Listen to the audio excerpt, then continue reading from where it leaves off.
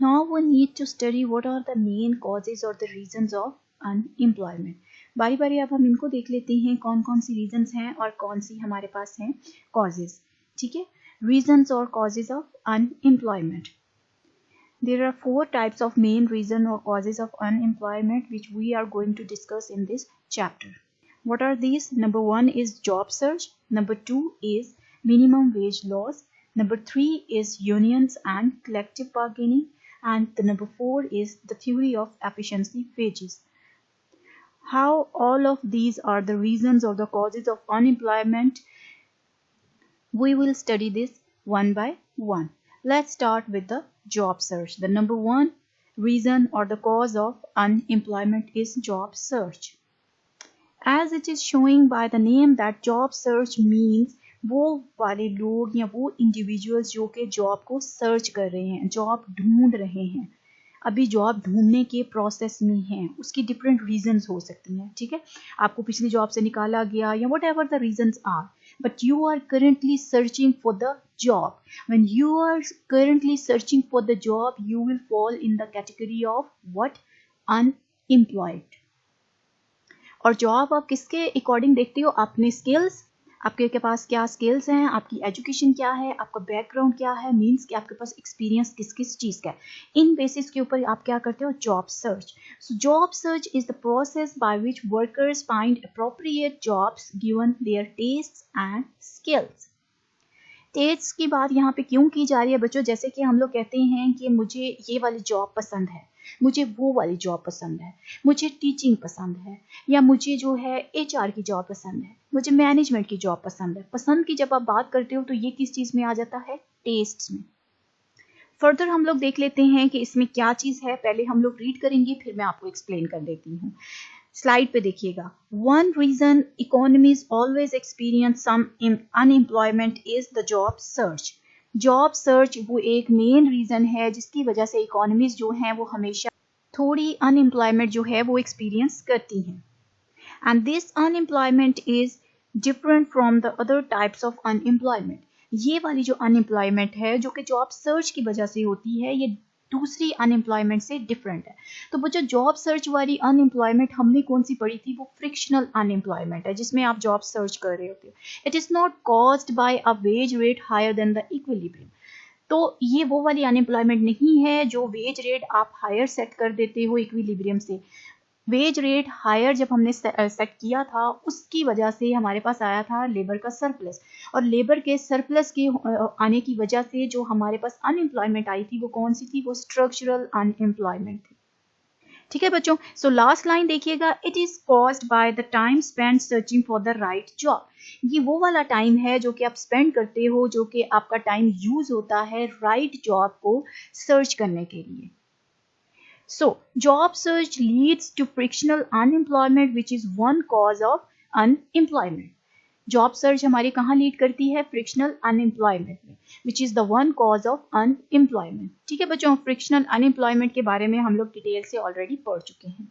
Now we have to move towards the other thing which relates to job search is the public policy. How public policy can help the people to find or to search the job, so that the time consumed in searching for the right job is minimized. वो वक्त जो है आप right job search करने में जो consume कर रहे हो, जो इस्तेमाल कर रहे हो, वो कम से कम हो. उसके लिए पब्लिक को पब्लिक पॉलिसीज बनानी चाहिए. अब वो पब्लिक पॉलिसीज कौन सी होती हैं? यानी कि गवर्नमेंट की पॉलिसीज. गवर्नमेंट को इस तरह की पॉलिसीज बनानी चाहिए जिससे जॉब सर्च जो है वो ईजी हो सके और अनएम्प्लॉयमेंट जो है वो कम से कम हो. अब वो कौन कौन सी पब्लिक पॉलिसीज हैं या पब्लिक गवर्नमेंट प्रोग्राम्स हैं जो कि किए जा सकते हैं ताकि अनएम्प्लॉयमेंट जो है वो कम से कम की जा सके. So the government programs can effect the time it takes unemployment और unemployed workers to find new jobs. जो गवर्नमेंट के प्रोग्राम्स हैं वो उस टाइम को इफेक्ट करते हैं जो टाइम यूज होता है अनएम्प्लॉयड वर्कर के जॉब सर्च में. ठीक है, जॉब सर्च करने में जो टाइम कंज्यूम होता है, जो ज़ाया होता है, उसको कम करने के लिए गवर्नमेंट जो है वो प्रोग्राम बनाती है. सो वो कौन से प्रोग्राम्स हैं? वो प्रोग्राम्स हम लोग देख लेते हैं. सबसे पहले है गवर्नमेंट रन अनएम्प्लॉयमेंट एजेंसीज. इसकी एग्जांपल मैं आपको शो कर रही हूँ स्क्रीन पे. ये federal public service commission, Punjab public service commission and NTS national testing services. ये कौन सी वेबसाइट्स हैं? ये वो एजेंसीज हैं एम्प्लॉयमेंट की जो कि गवर्नमेंट रन कर रही है। इनके थ्रू क्या होता है, हमें डिफरेंट वैकेंसीज की इंफॉर्मेशन मिलती है कि फलां महकमे में इतनी वैकेंसीज अनाउंस हुई हैं और हम लोग उसको टाइमली जो है अवेल करते हैं और हम लोग अप्लाई कर पाते हैं। तो ये क्या है, गवर्नमेंट का एक तरीका है कि वो हमें जॉब सर्च में हेल्प आउट करे। Second is the public training programs. Public training programs के थ्रू जो है गवर्नमेंट हमें ट्रेन करती है जिससे हमें जॉब सर्च करने में आसानी होती है। और इसकी एग्जाम्पल आगे ब्रैकेट में लिखी हुई है TAPTA, technical education and vocational training authority is known as TAPTA, जो कि हमें पब्लिक ट्रेनिंग प्रोवाइड करती है on different programs. Different courses हमें करवाए जाते हैं ताकि हम जॉब जो है वो सर्च कर सकें। इसके अलावा थर्ड नंबर पे जो गवर्नमेंट प्रोग्राम है वो है अनएम्प्लॉयमेंट इंश्योरेंस। गवर्नमेंट हमें अनएम्प्लॉयड लोगों को इंश्योरेंस प्रोवाइड करती है कि यानी कि उनको कुछ अमाउंट देती है ताकि वो जो है सरवाइव कर सकें। लेकिन इसके कुछ नुकसानात भी हैं, मैं उसकी डिटेल में नहीं जाऊंगी, लेकिन थोड़ा सा आपको इसकी ये बताऊंगी कि अनएम्प्लॉयमेंट की इंश्योरेंस की वजह से कुछ लोग क्या करते हैं, जॉब छोड़ देते हैं और अनएम्प्लॉयड जो लोग होते हैं वो इंश्योरेंस वो क्या करते हैं, गवर्नमेंट से अनएम्प्लॉयमेंट इंश्योरेंस को अप्लाई कर देते हैं ताकि उनको अमाउंट मिले। उनको वो अमाउंट मिलती है, वो उसको यूटिलाइज करते हैं, ठीक है, इस्तेमाल करते रहते हैं, लेकिन उनको आगे जॉब सर्च करने की जो एक अर्ज होती है, जो एक जज्बा होता है, जो रीज़न होती है वो उनकी कम हो जाती है क्योंकि वो थोड़े रिलैक्स हो जाते हैं कि जी हमें इंश्योरेंस मिल तो रही है, हमें पैसा मिल तो रहा है, हमें जॉब सर्च करने की क्या ज़रूरत है। ये ज़्यादातर बाहर के कंट्रीज़ में होता है। यहाँ पे हमारे कंट्री में तो अनएम्प्लॉयमेंट इंश्योरेंस का मोस्टली कोई कॉन्सेप्ट नहीं है, ठीक है। तो बेसिकली ये गवर्नमेंट के प्रोग्राम्स जो हैं इनका क्या काम है, ये फास्ट करते हैं, स्पीड अप करते हैं जॉब सर्च प्रोसेस को और हेल्प आउट करते हैं अनएम्प्लॉयड पर्सन्स को ताकि वो क्विकली जो है जॉब सर्च कर सकें। और इसमें जो मेन रोल है वो इंटरनेट के थ्रू अप्लाई किया जाता है। किस तरह से कि इंटरनेट पे जॉब्स जो हैं वो पोस्ट की जाती हैं और इंटरनेट के थ्रू जब जॉब्स के लिए उनको जॉब्स को सर्च किया जाता है तो उससे क्या होता है, फास्ट आपकी जो है अप्रोच होती है जॉब्स के ऊपर, वो वाली जॉब्स जो कि आप ढूंढना चाह रहे होते हो इंटरनेट के थ्रू। अगर इंटरनेट ना हो, न्यूज़पेपर्स वगैरह हैं, न्यूज़पेपर पे आप इतनी फास्ट जो है वो सर्च नहीं कर सकते जितने इंटरनेट पे within a second, within a minute आप जो है वो जॉब सर्च कर सकते हैं। जो आप लिखोगे सिर्फ वही जॉब आपके सामने जो है वो लाई जाएगी। इससे क्या होता है, इससे फ्रिक्शनल अनएम्प्लॉयमेंट जो है वो कम हो जाती है और ये एक faster way of spreading information है अबाउट एनी जॉब ओपनिंग, ठीक है बच्चों। इससे क्या होता है कि जब फ्रिक्शनल अनएम्प्लॉयमेंट कम होती है तो फ्रिक्शनल अनएम्प्लॉयमेंट के कम होने से natural rate of unemployment overall in economy fall कर जाता है, ठीक है, कम हो जाता है, यानी कि अनएम्प्लॉयमेंट ओवरऑल कम होना शुरू हो जाती है। यही बातें जो मैंने अभी आपको बताई हैं इस पैराग्राफ में लिखी हुई हैं बच्चों, ये 4 लाइनों में। The faster information spread about job openings and the worker availability, the more rapidly the economy can match workers and the firms. So the internet, for instance, may help to facilitate job search and reduce frictional unemployment. In addition, public policy, mean government policy, may play a role. If policy can reduce the time it takes unemployed workers to find a new job more quickly, ठीक है, it can reduce the economy's natural rate of unemployment. तो इससे ultimately क्या होता है, natural rate of unemployment आपका कम होता है। Next, now we have to move toward the next main cause और the reasons of unemployment, that is minimum wage loss. वो जो मिनिमम वेज लॉज में क्या होता है कि एक मिनिमम वेज जो है वो सेट कर दी जाती है। जैसे कि आपको पता है कि 17,000 जो है वो मिनिमम वेज रेट है हमारा पाकिस्तान में। तो ये जब सेट कर दी जाती है तो ये बेसिकली इक्विलिब्रियम जो होता है मार्केट का, लेबर मार्केट का, उससे ऊपर सेट की जाती है। जहाँ डिमांड एंड सप्लाई बैलेंस हो रहे होते हैं उससे ऊपर जो है वो मिनिमम वेज लॉज के थ्रू जो है वो मिनिमम वेज जो है फिक्स कर दी जाती है। ये वही वेज है जिसके फिक्स करने की वजह से, जो इक्विलिब्रियम के ऊपर फिक्स की जाती है, हायर देन द इक्विलिब्रियम, जिसकी वजह से सरप्लस ऑफ लेबर हमारे पास देखने में आता है। उस सरप्लस ऑफ लेबर की वजह से जो अनएम्प्लॉयमेंट होती है वो कौन सी होती है, वो मिनिमम वेज लॉज के थ्रू होती है, ठीक है। So minimum wage laws create unemployment, ठीक है। When the minimum wage is set above the level that balances supply and demand equilibrium, it creates unemployment, ठीक है। But it doesn't mean that the minimum wage laws are necessarily bad only that they cause unemployment. ऐसा नहीं है कि minimum wage जो आपने fix कर दी है वो बैड है आपके लिए, इकॉनमी के लिए बुरी है। क्यों? क्योंकि वो अनएम्प्लॉयमेंट क्रिएट कर रही है। ऐसा नहीं है। ये एक एतदाल की कंडीशन जो है वो पैदा करने के लिए इकॉनमी में लगाए जाते हैं, ताकि कम से कम आपको एक रिस्पेक्टेबल जो है मिनिमम वेज मिले, जिसमें आपका, हमारी सोसाइटी के लोगों का गुजारा इजीली हो सके। इसको मजीद हम ग्राफ से देखेंगे कि ग्राफ में जैसे हमने पहले देखा था सप्लाई कर्व, ठीक है, डिमांड कर्व, और फिर ये इक्विलिब्रियम पॉइंट है हमारा, और इसके बाद हमने देखा था कि मिनिमम वेज हमने सेट कर दी इक्विलिब्रियम से ऊपर, जो ये पिंक लाइन से हमें शो हो रही है। अब इससे हमारे पास आएगी डिमांड, ठीक है, ये हमारे पास आ रही है लेबर की डिमांड और यहाँ पे लेबर की सप्लाई। अब ये दोनों का डिफरेंस जो है ये सरप्लस ऑफ लेबर है, जो कि हमारे पास क्या पैदा कर रहा है? अनएम्प्लॉयमेंट। और ये अनएम्प्लॉयमेंट किस वजह से है बच्चों? ये अनएम्प्लॉयमेंट है मिनिमम वेज लॉज की वजह से, जो कि मिनिमम वेज हमने सेट कर दी किसके?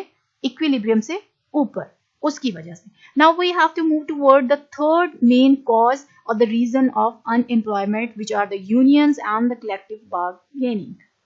बच्चों वर्कर यूनियंस जो हैं वो हम लोगों ने काफ़ी देखी होंगी, जैसे रिक्शा यूनियन है, आप लोगों ने सुना होगा, काफ़ी रिक्शों के पीछे भी लिखा होता है रिक्शा यूनियन के सदर साहब अब ये फरमा रहे हैं। वो ये यूनियंस क्यों बनाई जाती हैं? ताकि जो वर्कर्स हैं उनके राइट्स को, उनको बेनिफिट, उनके राइट्स को प्रोटेक्ट किया जा सके और उनको बेनिफिट प्रोवाइड किए जा सके। जो उनकी डिमांड्स हैं, जो वो चाहते हैं, उनकी बात ऊपर एम्प्लॉयर तक या बड़े लोग जो ऊपर बैठे होते हैं, जो ऑनर्स होते हैं, उन तक पहुँचाई जा सके एक प्रॉपर चैनल के थ्रू, और फिर उस पर कलेक्टिव बारगेनिंग की जा सके।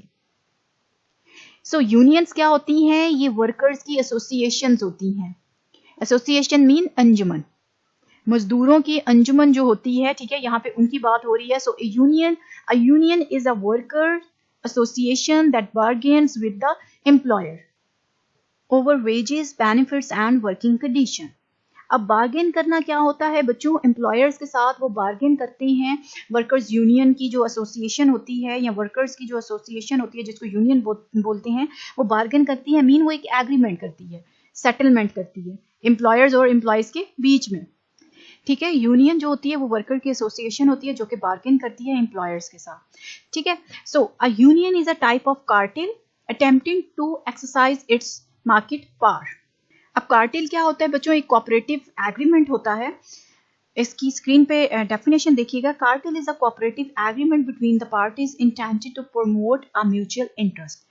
बाहमी इंटरेस्ट जो है उसको प्रमोट करने के लिए जो है वो कार्टेल जो है वो वर्कआउट करती है। यानी कि यूनियन का काम क्या है कि वो मिल बैठ के कलेक्टिव बार्गेन करके, कलेक्टिव एक जो है एग्रीमेंट करके एम्प्लॉयर के साथ वो क्या करते हैं कि इस तरह की कोई सेटलमेंट करते हैं जिससे एम्प्लॉयज को भी फायदा हो और एम्प्लॉयर को भी फायदा हो, ठीक है। और ये जो सेटलमेंट की जाती है मिल बैठ के एम्प्लॉयर्स के साथ यूनियन की, इसको क्या बोलते हैं? Collective bargaining.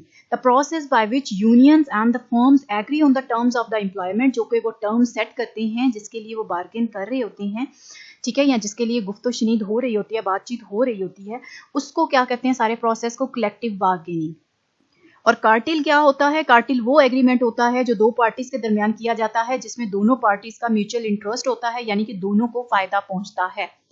वो दोनों अपने फायदे के लिए, दो पार्टीज अगर कार्टेल कर रही हैं या एग्रीमेंट कर रही हैं तो दोनों का उसमें म्यूचुअल इंटरेस्ट होगा, दोनों का कुछ ना कुछ फायदा होगा।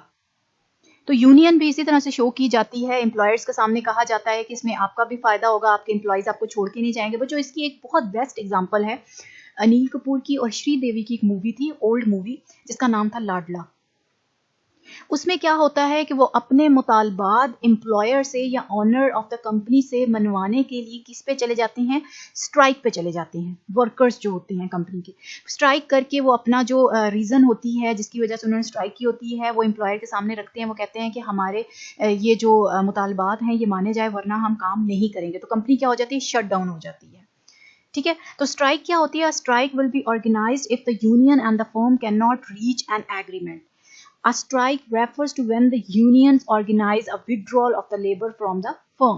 वर्कर्स स्ट्राइक पे कब जाते हैं? जब फर्म और यूनियन जो है, जो वर्कर यूनियन है, उनकी आपस में कोई सेटलमेंट नहीं हो पाती, उनका एक एग्रीमेंट नहीं हो पाता, या वो दोनों एक बात पे नहीं आते, तो फिर वर्कर्स जो है वो स्ट्राइक कर देते हैं अपनी बात मनवाने के लिए, जोर डालने के लिए। So a strike refers to when the union organize a withdraw of labour from the firm. Withdrawal mean कि वो काम करना छोड़ देते हैं उस स्पेसिफिक कंपनी के लिए। ठीक है बच्चों, अब जो सक्सेसफुल स्ट्राइक होती है उसमें ऐसा नहीं है कि सब वर्कर्स को फायदा हो, उसमें कुछ का नुकसान भी होता है, कुछ स्ट्राइक नहीं करना चाह रहे होते, लेकिन कलेक्टिवली क्या है, क्योंकि वो वर्कर यूनियन का हिस्सा होते हैं, उनको भी स्ट्राइक करनी पड़ती है। सो कुछ को फायदा होता है, कुछ को इसका नुकसान भी होता है। A successful strike makes some workers better off and the other worse off. कुछ का नुकसान होता है, वर्स ऑफ मीन नुकसान। यहाँ कुछ फायदे में रहते हैं और कुछ नुकसान में। अब फायदे में कौन से रहते हैं और कौन से नुकसान में रहते हैं? वर्कर यूनियंस के जो लोग होते हैं वो फायदे में रहते हैं, जो कि यूनियन के इनसाइडर्स होते हैं, जो यूनियन के अंदर होते हैं। जो यूनियन के अंदर नहीं होते, जो यूनियन का हिस्सा नहीं होते, उनको क्या होता है? नुकसान होता है। So workers in unions insider reap the benefits of collective bargaining, यानी कि कलेक्टिव बार्गेनिंग का उनको फायदा पहुंचता है। ठीक है, वो उन बेनिफिट से फायदा उठा सकते हैं। कौन? जो कि यूनियन का हिस्सा होते हैं। और जो कि यूनियन का हिस्सा नहीं होते, उनको क्या करना पड़ता है? They have to bear some of the cost. उनको कुछ ना कुछ लॉस जो है वो बियर करना पड़ता है, या कोई ना कोई कीमत चुकानी पड़ती है। So this is what the all about the third reason of unemployment, that is unions and collective bargaining. Now we have to move toward the fourth main reason or the cause of unemployment is the theory of efficiency wages. Efficiency wages से क्या मुराद है? Efficiency wages से मुराद वो वाली wages हैं जो कि efficient हो। Efficient मीन अच्छी हो। अच्छी कौन सी wages हैं? जो कि equilibrium से high select की हैं हमने, सेट की हैं। So efficiency wages are above equilibrium wages paid by the firms in order to increase workers' productivity. अच्छी उनको सैलरी दी जाती है ताकि वर्कर की प्रोडक्टिविटी जो है वो इंक्रीज हो, यानी कि वो ज्यादा प्रोडक्टिव हो, मींस कि वो ज्यादा काम अच्छे से कर सकें, इसलिए उनको एफिशिएंसी वेजेस दी जाती हैं, यानी कि अच्छी तनख्वाहें। अब एफिशिएंसी वेजेस के पीछे लॉजिक क्या है कि अगर हम अच्छी तनख्वाहें देंगे तो लोग अच्छा काम करेंगे। So the theory of the efficiency wages states that the firm operate more efficiently if the wages are above than the equilibrium level.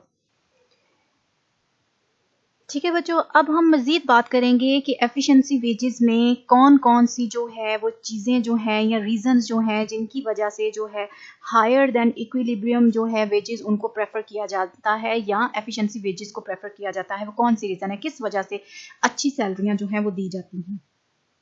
सबसे पहले इसमें हम बात करेंगे कि वर्कर्स की हेल्थ जो होती है वो अच्छी होती है अगर आप अच्छी सैलरी देंगे। ठीक है, यानी कि ये बैक एंड पे वही बात की जा रही है, better standard of living. Better standard of living होंगे, बेटर हेल्थ फैसिलिटीज होंगी। ठीक है, so workers health, one reason for the efficiency wages is workers health, means better paid workers eat a better diet and thus are more productive. यानी कि जिनको अच्छी salary दी जाएगी उनकी डाइट अच्छी होगी, उनके स्टैंडर्ड्स ऑफ लिविंग अच्छे होंगे, जिसकी वजह से वो मोर प्रोडक्टिव होंगे, वो ज्यादा अच्छे तरीके से काम कर सकेंगे। ऑब्वियसली जब एक एम्प्लॉय जो है उसकी सेहत अच्छी है तो अच्छा काम कर सकेगा। अगर वो फिट नहीं है, हेल्थी नहीं है, तो वो काम भी नहीं कर पाएगा। और दूसरी रीजन ये होती है कि अगर आप सैलरी अच्छी पे करेंगे तो आपके एम्प्लॉय छोड़ के भी नहीं जाएंगे। मोस्टली जो टर्नओवर की रीजन होती है, जो आपको छोड़ के जाने की रीजन क्या होती है वर्कर्स में, वो ये होती है कि उनको सैलरी या तो टाइम पे नहीं दी जाती या उनको सैलरी अच्छी पे नहीं की जाती, कम पे की जाती है। सो सैलरी अच्छी पे करने की वजह से वर्कर्स का टर्नओवर जो है वो कम होता है। A higher paid worker is less likely to look for an other job, कि जिसको अच्छी सैलरी मिल रही होगी वो किसी और जॉब की तरफ नहीं मूव करेगा। और हायर सैलरी मिलने की वजह से ये क्या होता है, वर्कर्स को मोटिवेट करती है हायर सैलरी, जिसकी वजह से वर्कर्स जो हैं वो ज़्यादा एफर्ट्स जो हैं वो पुट करते हैं काम में, ज़्यादा दिल लगा के मेहनत करते हैं। So workers effort, higher wages motivate workers to put forward their best effort, वो ज़्यादा मेहनत से काम करते हैं। ठीक है, चौथी मेन रीजन ये होती है कि जब आप हाई पे करोगे तो आपके पास क्वालिटी की चीज आएगी। जस्ट लाइक शॉपिंग, अगर आप शॉपिंग कर रहे हो तो उसमें भी क्या होता है, अगर आप महंगी चीज कोई परचेज करते हो, फॉर एग्जांपल अगर आप कोई महंगा मोबाइल यूज करते हो तो ऑब्वियसली या परचेज करते हो तो ऑब्वियसली उसकी स्पेसिफिकेशंस दूसरे सस्ते वाले मोबाइल से डिफरेंट होंगी। उसकी स्क्रीन रेजोल्यूशन और उसका कैमरा और उसकी बाकी चीजें जो हैं वो सब डिफरेंट होंगी। ठीक है, तो जितना ज्यादा आप अच्छा पे करोगे वर्कर्स को, उसी तरह वर्कर्स की क्वालिटी भी अच्छी होगी, यानी कि आपको क्वालिटी के वर्कर मिलेंगे। अगर आप कम पे करोगे तो ऑब्वियसली जो अच्छा वर्कर होगा, अच्छा काम करने वाला होगा, वो कभी भी उस तनख्वाह पे आपके साथ काम नहीं करेगा।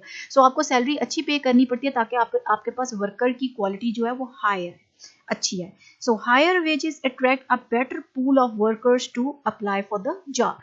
So अच्छे लोग जो हैं, better people जो हैं, better pool of या pool क्या होगा, means के better group of workers जो हैं वो apply करेंगे आपकी job के लिए.